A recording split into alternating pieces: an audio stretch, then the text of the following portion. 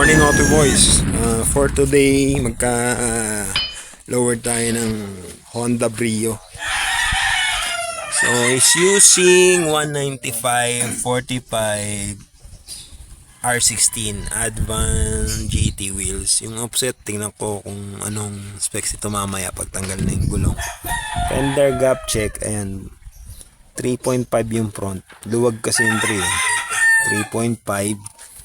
Then yung rear, eto tingnan nyo, sikip na pa halos yung tres. So ito yung lagi naming ina-explain na kung sa stock spring pa lang medyo sikip na yung tres. Ayun, mabaloktot na yung daliri ko, halos 2.5. Ibig sabihin niya, pag dinrap natin yan, mas maliit yung fender gap pa rin dito. So, to address that, kung gusto niyo yung pa-address, lagyan ng rubber stopper or lifter. Pero pag chinek naman natin tong running board, ayan, hindi naman siya nakatingala. Ayan o, diba? Ang luwag dito. Doon sa kabila, sagad yun. Okay? So, nakapababa pa rin yan. It's just that, ganito talaga ata ang fender gap ng Brio. Okay? So, choice ni sir kung lalagyan natin, kung fender gap conscious siya, lalagyan natin ng rubber stopper yung spring sa likod. Pero, ang sabi niya, titingnan niya muna kung ano yung magiging drop. Okay? So, install na natin.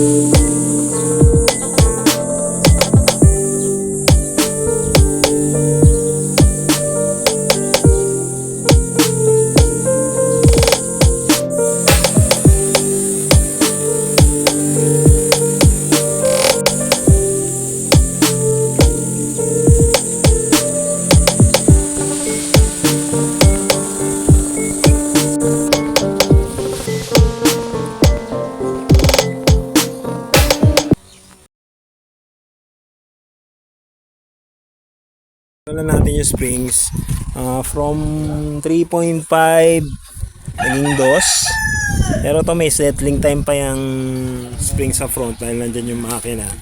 Baka mamaya after road test pa bumaba pa yan ng mga 0.5. Then yung rear, ayun sinasabi ko kasi kanina halos 2.5 na lang, 1 finger gap. So nakaiboss na lang yan kung gusto pa niyan lagyan ng rubber stopper. Pero pagka sinukat naman natin yung side skirt niyan dito, ayan, pag sinukat mo yan, sigip dyan, diba? Dito, ayan, nagpantay lang. Okay. So guys, after road test, sikip na yung 2, 1.5 na lang. Ayan, sinasabi ko. After mag road test kasi, nagsisettle pa yung spring.